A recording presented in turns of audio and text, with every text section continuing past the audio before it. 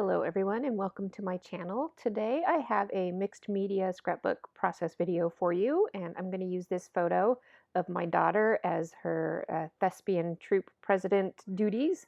And I am using my Vicki Boutin products, which I put together into, I guess you could call it a kit because I did add in some other mixed media items to it. But if you want to check out details of her products and see what I added into her products to create a kit, I will link it below and on the screen pop up. Okay, while I was chatting, I had gotten started on this project already and forgot to hit record. So I chose two papers from my paper pad from the Vicki Boutin Storyteller line, and I cut the red one at 7 inches and the black one at 6 inches. That gives me an inch overlap for this split pattern design. And I use my paper trimmer to help line everything up so that it is easily back to its 12 by 12 form. And I'm using the 6 by 8 paper pad to find a few pieces to add layers to this project.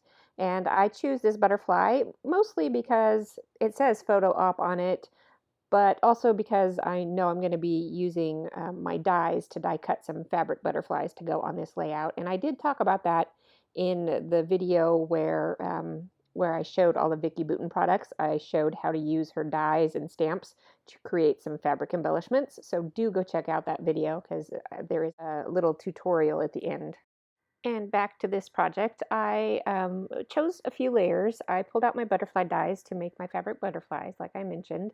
And I pulled out my stencil, and this is a product by Viva called Inca Gold, and it actually comes in different colors, even though all the colors are called Inca Gold. And it is a rub product. They call it a gloss paint product, and I'm not quite sure why. I've had this for a very long time in my stash, and it has actually dried out some, so it's thicker than it would ordinarily be. And I rehydrated it with some water. Even though it says it contains beeswax, I did find that it was water soluble, and I will show you some of that in just a minute. So I am just rubbing this through the stencil, and if you don't have this product, something like the gelato sticks or art crayons could work in the same manner. And I will have links for you in the show notes for this product and for alternative products as well. Now, as I was doing this stenciling, I did get a little smudge off the edge of my stencil, and you will see me try to wipe it away, and it doesn't work. So I go with it.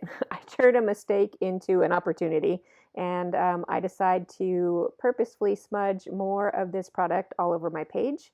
And then I finish up my stenciling, and I wanted, the rule of threes. I use a lot, so I put 3 patches of stenciling, and then I set it aside to dry. Now I turn myself to the fabric die cutting. Now don't use your paper scissors to cut fabric. I have this blue pair of multitask scissors, which I use for fabric and paper, and it works great for fabric. And like I've said in my past video when I was showing a technique on this, you can die cut fabric and turn it into embellishments. And this is just old t-shirt material that I used, and it die cuts just fine. And I go ahead and die cut quite a few pieces out of some various materials. I've got some tulle, I've just got some white cotton, I've got that black t-shirt material. And then I'm going to use that Inca Gold product again to add some color to this surface. Now, this Inca Gold works on, it says any porous surface, and that's going to be true of a lot of the water-based mediums. And here's a little bit of a close-up of the pre-colored butterfly and the post-colored butterfly. And that tulle fabric, of course, won't have as much color to it because it's a very loose fabric. But as you can see here, when I'm doing the white fabric on this larger butterfly, it definitely takes up more of the color. And of course, this is going to depend on if you have a heavy hand with this stuff. As you see, I kind of got really heavy there in the middle, or if you have a light hand. Now here's where I talk about playing with it as a water-soluble medium.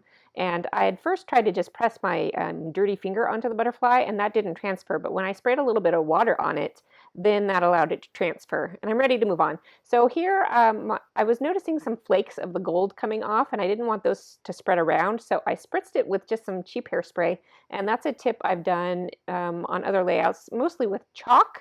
So I will let you know how well this kind of sealant works. This hairspray used as a sealant works in the end to keep it from flaking and smearing. Now, I just wanted a little bit more pizzazz to this page because it was feeling a little bland, so I just put in a very thin strip of pops of color from that 6x8 paper pad. That also adds a vertical element to this very horizontal layout, and it helps draw the eye down. And as I build my page, I'm also going to create a diagonal flow. Now these butterflies I put across that horizontal, and I take them to the sewing machine and I will give them a messy machine zigzag stitching, and here's a close-up of that.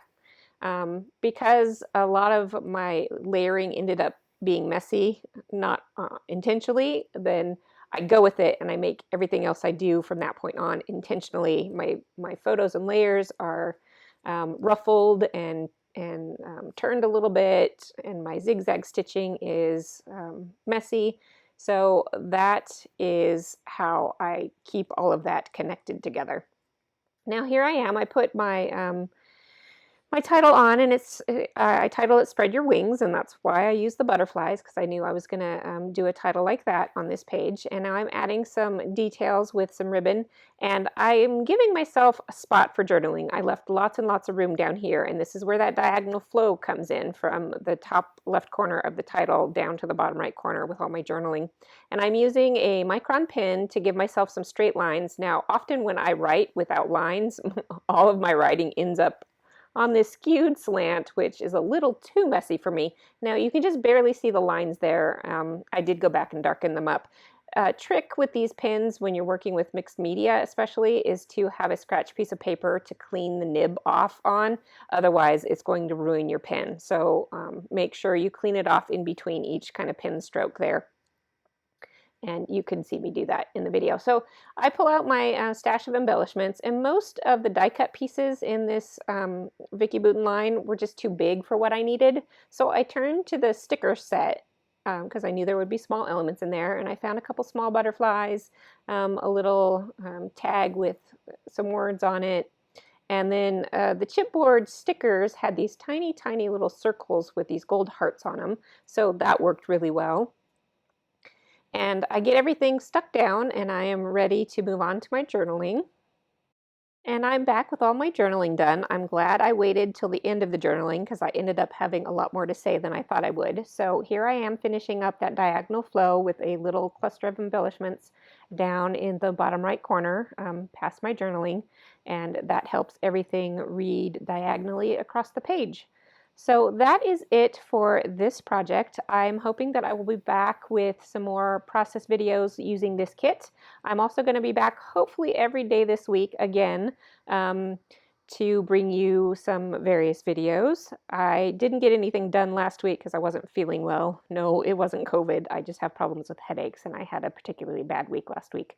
So I'm really hoping to get my working gear here and bring you some more inspiration for this coming week and for the rest of November. Let's take a few close-up looks at this layout on our way out, and I hope you enjoyed this project.